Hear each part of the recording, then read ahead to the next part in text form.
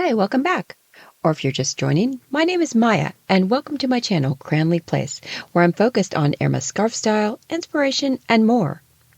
Before we get started, let me give a shout out to all the channel members, and special welcome to the knot connoisseurs and elegant insiders. I appreciate your ongoing support.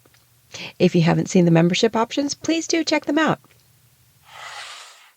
In this video, I'll review a 90 centimeter silk twill from Hermès' Fall-Winter 2025 season called Flora y Plata by Virginie Jamin. We'll first explore the artist's background, take a look at the design inspiration, and then a collector-focused look at some of the available colorways. Let's get started.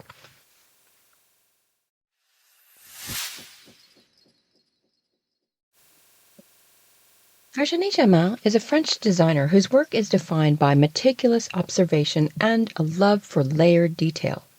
She trained at the École des Arts Décoratifs in Paris, where she developed a foundation in graphic design, illustration, and textile creation. Her early career blended these disciplines, producing pieces that were, at the same time, precise, decorative, and narratively rich. Over time, Jamin transitioned fully into textile and silk design, quickly becoming known for her ability to translate natural forms, flora, fauna, and ornamental motifs into patterns that feel both modern and timeless. Her work has been exhibited internationally, and she has also collaborated with luxury houses such as the House of Hermès, creating textiles that honor heritage while introducing contemporary vision. Her partnership with Hermès is a natural one. The house has always sought artists who can transform narrative into wearable art, and Jamin's language of intricate layering, flowing forms, and subtle whimsy fits seamlessly. She respects Hermès' color traditions while exploring innovative palettes and contrasts, ensuring each scarf is instantly recognizable as both Hermès and unmistakably hers. Collectors in particular are drawn to Jamin's scarves not only for their technical mastery, but also for the stories they tell. Each design carries a narrative and a visual signature, allowing the scarf to function as both a fashion statement and collectible artwork. This balance of craftsmanship, originality, and storytelling is what makes her collaboration with Hermès so compelling.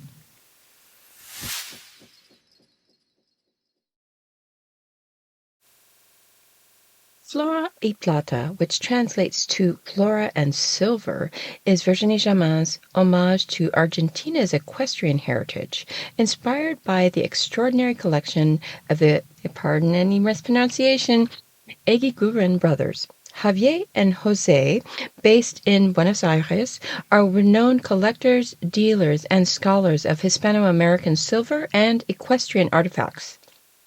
Over decades, they have assembled one of the world's most comprehensive collections of reins, stirrups, plated straps, whips, and woven textiles.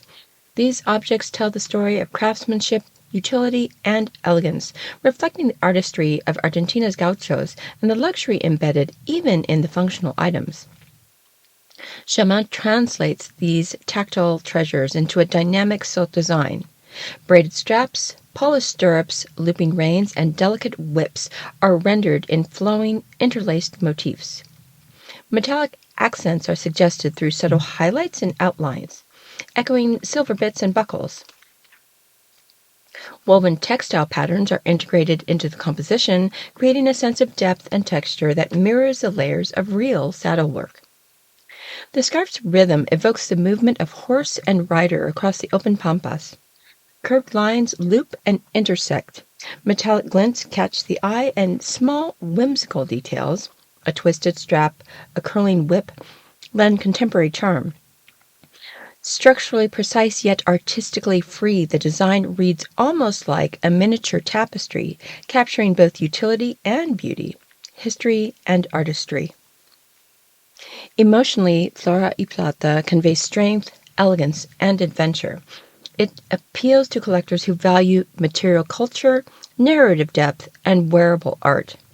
Whether tied around the neck, draped over the shoulder, or framed as an art piece, the scarf bridges continents, honoring Argentinian gaucho tradition while channeling Hermès' refined sensibility.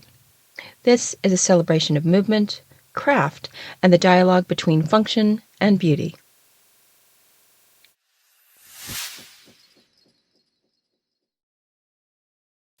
Now let's take a look at some of the colorways, which transform equestrian motifs into distinct moods and narratives.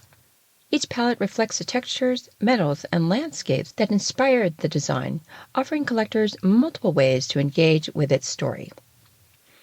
Starting with the terracotta, bleu marine, and beige rose. This is warm, sculptural, and sun-drenched. The terracotta almost feels like adobe warmed by late afternoon light, while the deep navy anchors the metalwork with an almost nautical precision. Beige rose softens the palette, giving it a quiet femininity without being sweet. In natural light, the terracotta glows. Indoors, it reads more architectural and matte. This palette will appeal to collectors who gravitate towards earthy sophistication, those who love the elegance of neutral warmth but want a subtle pop of color. It's also one of the most wearable versions, making it ideal for everyday styling. Next, the orange cuit brun gris pearl colorway leans into Hermès's signature universe, those leathery tones of saddle, rain, and sun-worn hide. The burnt orange feels like a polished bit of harness leather.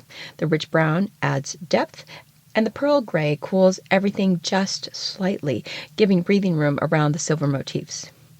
It's a dynamic but grounded combination, particularly striking in low light where the metallic elements almost shimmer. Collectors who prefer classic Hermès codes, the house orange, equestrian brown, and tonal elegance, will especially be drawn to this one. The noir terre cuite vert lodin colorway is the most dramatic. Noir gives the design crisp definition, like an engraved plate, while the terre cuite injects warm contrast, and the vert lodin adds an unexpected, almost forest-like depth. In bright daylight, the Lodin green emerges with a velvety green richness. At night, the palette collapses into a moody, museum-ready composition where the silver details appear almost luminous. This colorway is ideal for collectors who love high-contrast designs and want the scarf to function as a statement piece. It feels modern, bold, and unmistakably collectible. The caramel, corail, and gris is the most contemporary and fashion-forward. The caramel feels soft and buttery, while the coral trim adds a subtle, almost cosmetic pop. And the gray balances everything with a whisper of neutrality. This palette feels optimistic and refined, especially in daylight, where the coral takes on a soft, sun-washed warmth. It's perfect for collectors who enjoy color, but prefer it in controlled, elegant doses. Think quiet luxury with a twist. Its versatility will make it an excellent styling piece across seasons. Finally, the crème et taupe khaki colorway is the most understated and possibly the most sophisticated. Crème provides an airy, luminous foundation. Et taupe, one of Hermès's most coveted neutrals, adds a taupe elegance, and khaki grounds the palette with a neutral, almost linen-like calm. This colorway reads serene and artisanal, with the equestrian details becoming almost sculptural. It's ideal for collectors who lean towards neutrals, minimalism, and versatility. Historically, et taupe-based scarves tend to hold a strong collector interest due to their rare combination of subtlety and high wearability. From a collector's perspective, the most collectible is likely the crème et taupe khaki. Its neutrality, the rarity of the et taupe palettes, and exceptional versatility make it a standout. However, the noir, terre cuite, and vert lodin version may become the statement collector's choice, as dark ground scarves with strong contrast often hold long-term visual appeal. My personal favorites, the noir, terre cuite, vert lodin, and the terracotta, bleu marine, beige rose. Let me know in the comments which ones you prefer. So there you have it, a bit about the artist, design inspiration, and collector's insights for this design from Hermès's Fall/Winter 2025 collection. Please like and share the video if you enjoyed it, and let me know what you think in the comments. In future episodes, I'll share other scarf reviews, inspiration, and more, so be sure to hit that subscribe button to be notified of new videos. Thanks again for joining me today. Until next time.